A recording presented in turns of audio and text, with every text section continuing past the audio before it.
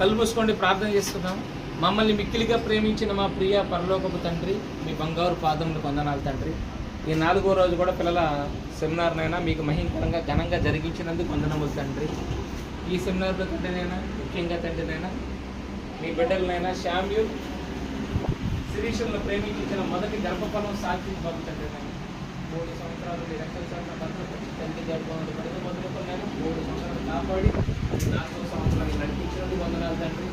ఆ బిడ్డకి ఆరోగ్యాలు ప్రసాదించండి తండ్రి. సంబంధంలో మంచి ఆశీర్వాదం దయచేయండి తండ్రి. బిడ్డనైనా చిన్ననాటి నుంచి మీ సేవలు ఎదుగుతున్నాడయ్యా. బిడ్డ నడవలసిన త్రోవలో చక్కగా మీరు అనుకున్నట్టుగా నడిపించండి. ఆ బిడ్డ మనుషుల దయలోను మీ దయలోను వయసునందు జ్ఞానం వర్ధినట్టుగా సహాయాన్ని దయచేయండి తండ్రి. బిడ్డను మీ చేతులకు అప్పగించుకున్నాను. సాక్షి బాబు పెద్దరికి నేను మంచి సేవకుడు కావాలంటే మా ఆశ తండ్రి. నా బిడ్డను మీ సేవలు పెంచి గొప్ప భాగ్యాన్ని కలిగించండి. మంచి సేవకుడుగా నిలబెట్టుటకు సహాయాన్ని దయచేయండి. బిడ్డను ఆరోగ్యాలు ప్రసాదించండి.